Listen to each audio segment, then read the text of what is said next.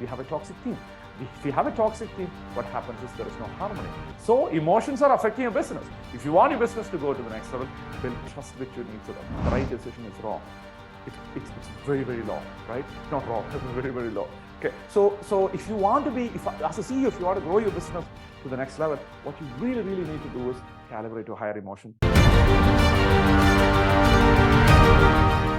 If you want to grow your business to the next level, if you want to increase your revenue, if you want to increase your profit and cash flow, listen to this. Emotions decide your business.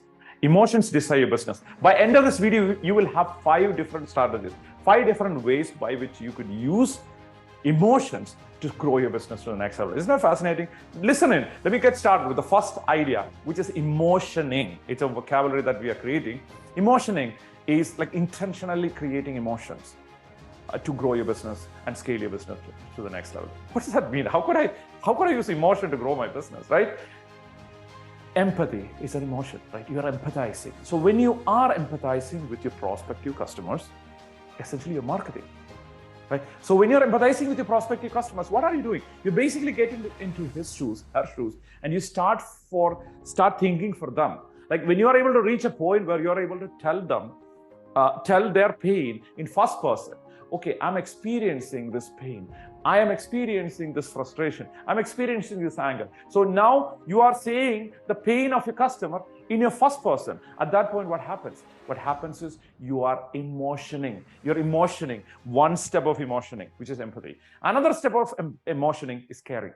So caring is basically when you see that they have a problem and then you see that you could solve that problem.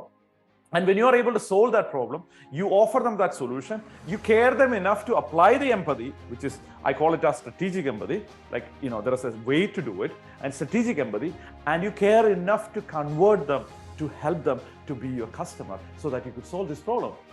That is emotioning too. So caring and empathy, 2 emotions already. And customer caring is an emotion. Emotioning, right? If you want to grow your business, learn this thing called emotioning, right? So empathy, caring in sales, caring in customer experience. Moving on to the second point, which is ambient and toxic team. So if you have a team, and if you don't have a team, eventually, if you want to grow your business, you will have a team sooner than later, right? So when you have a team, do you have a toxic team? And if you have a team, do you have a toxic team or an ambient team? So if you have an ambient team, then what happens is there's harmony. There's harmony within the team. They're supporting each other. There is a direction. Because imagine there are like 70 birds trying to fly together. All of a sudden, one bird is like, hey, I don't want to be with you. You guys are too screwed up. You're flying too low. I don't want to spend time and I'll go this way. It's not going to go anywhere, right? It's not going to go anywhere. So we need to have, and then he will hit another bird and another bird will hit another bird and then 3 birds will fall down. All of a sudden the harmony is gone. Isn't that what is happening in businesses a lot of time? Because we are trying to bring everybody together and then there is conflict and there is chaos, there is toxicity. What is toxicity? Negative energy. It comes from negative emotions. Emotions of frustration, emotions of dissatisfaction, emotions of anger, emotions of violence, emotions of like jealousy or envy or guilt or shame or something. So do you see that? So now those emotions, those negative emotions, and there are unique strategies to do that. I'm not saying that you shouldn't feel those negative emotions. We'll talk about it in a different time and different context. But if people are experiencing these negative emotions and they are feeling the negativity between each other, what happens is we have a toxic team. If you have a toxic team, what happens is there is no harmony. So emotions are affecting your business. If you want your business to go to the next level, build trust between each other. Trust is the thing that gives direction to the company. Trust creates synchronicity. If you have synchronicity, you can move your business to the next level. The third thing is CEO's decision-making chemical change. What is emotion? Have you seen emotion anywhere, anytime? Do you know what emotion is? And people say it's anger. Oh, anger is an emotion and sadness is an emotion. And I know, you know how it feels like. It's like wind. Wind is blowing, you kind of feel that, this is strong wind, this is medium wind, or this is kind of a really tiny breeze. Right? You kind of measure different levels of wind, like that you could measure anger. But you don't know what anger is, right? For the most part, we don't know. It's a chemical change. It's a chemical change in a level that you have certain chemicals interacting with other chemicals to create a coagulation. So imagine there is a red dye and you have a blue dye and you have a yellow dye, and then the red dye mixes with the yellow dye or the blue dye, whatever color that I said, red and blue, and all of a sudden there is some coagulation of two chemicals, right? The same way you are feeling different. And humans, for simplicity, we named it to 5,000 different emotions. But most of the time, we are feeling only a half a dozen to a dozen emotions anyway, right? So there are like more than 5,000 emotions available in our resource, but we are feeling only 6 emotions. Why? Because we just name them, we box them. For easiness, we have like half a dozen branded emotions: the anger, the sadness, the frustration, the jealousy, whatever, and the positive ones, the joy, the happiness, the excitement, the overwhelm, the good one or bad one, or gratefulness or something like that. So we probably have half a dozen negative emotions and half a dozen positive emotions that we most consistently feel, right? So we consistently feel only very little number of emotions. So as a CEO, if you're consistently, and that's an entirely vast topic by itself, but it's a chemical change that will help you to decide where to take your company to the next level, how to take your company to the next level rather. So what does that mean? It means that if you're in really low emotion, you feel victimized, depressed, angry, and sad, and then you make a decision from that place, do you think it's going to be the right decision? It almost never is the right decision. Why? Because those emotions are not calibrating you to a high level of vibration, and because of that, the probability of you making the decision, the right decision, is wrong.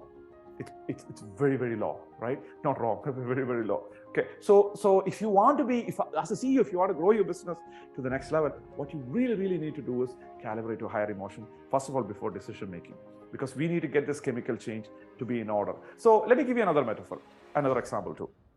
So imagine there is a lake that's like still, no movements, right? All of a sudden, a bird is coming close to it, and it picks a fish and take the fish and runs away. Or cannot run. It wanted to run, but it flies away.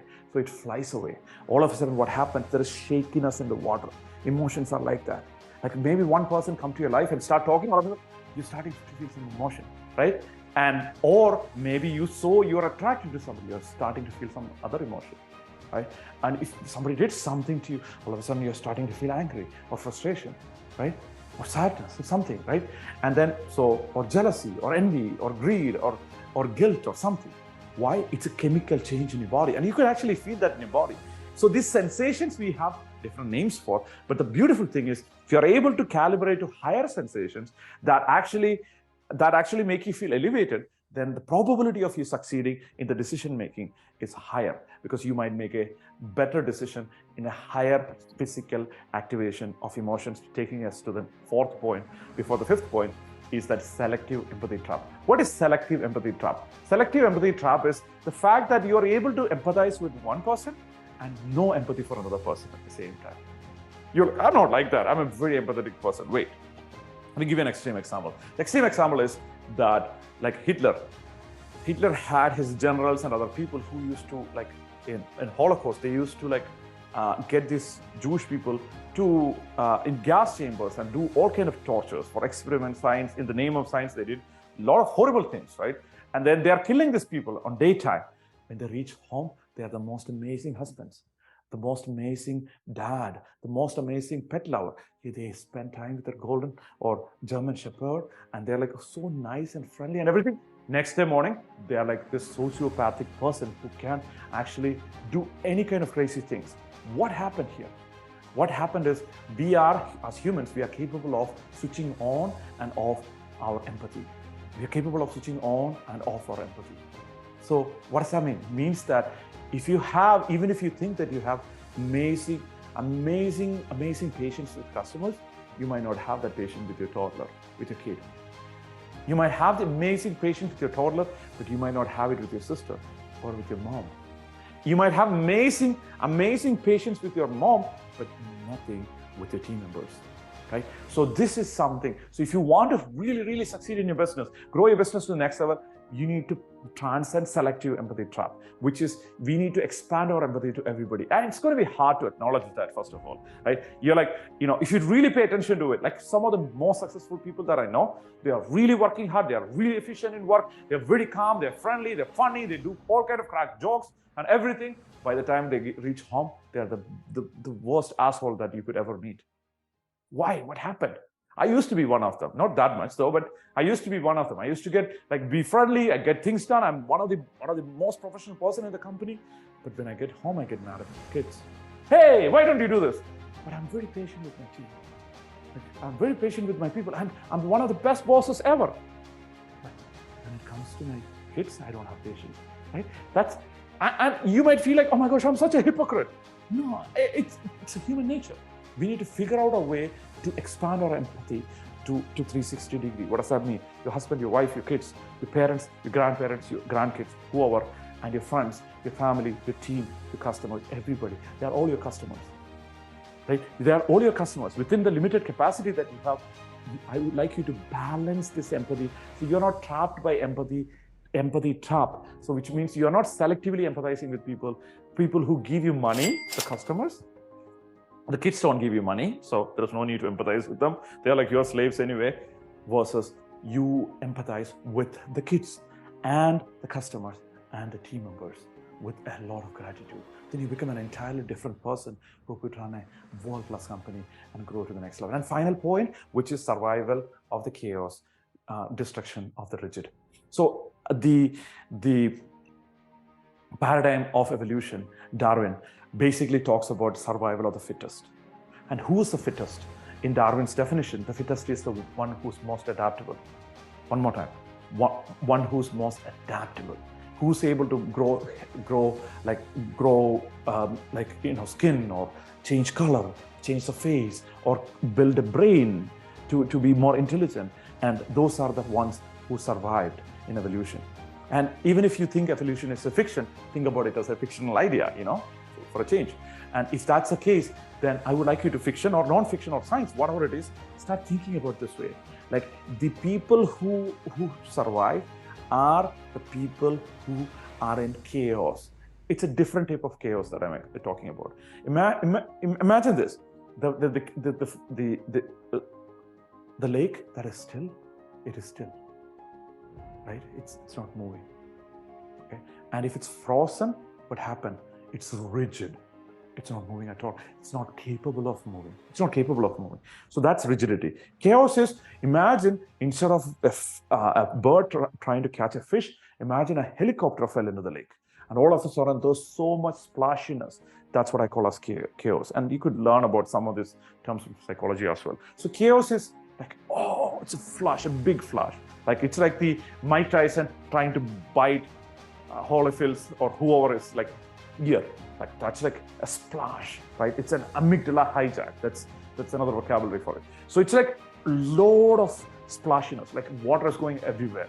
But if the helicopter was falling into the solid ice, what happens? It's not going to splash. It's a different experience. So rigidity is the ice where there's no emotion. You're like, whatever happens. And we tend to call this coolness. This is not cool. That's like unemotional rigidity. It's not going to help us. If you look at models, the models, they're like, they're pretending to be cool. But in reality, cool is, the true cool is being, a true cool, I'll talk about that in a second, but true cool is not being rigid, not feeling an emotion. So let me define that before we conclude in like 30 seconds. But chaos is being expanded at the same time. The true coolness, and as we conclude, the true coolness is being able to be chaotic, being able to create the chaos of the experience, the dance of the experience, the merge of the blue and the green, the orange and the yellow, and merge it, and at the same time be so rigid at the same time.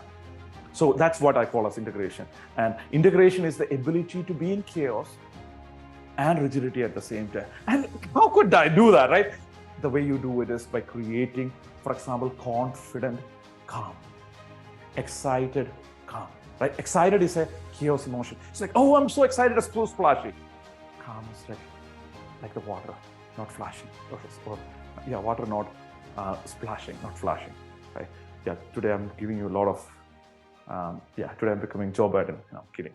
But I love Joe Biden. I love American presidents. Anyway, so the bottom line is rigidity, chaos at the same time. Chaos and rigidity at the same time.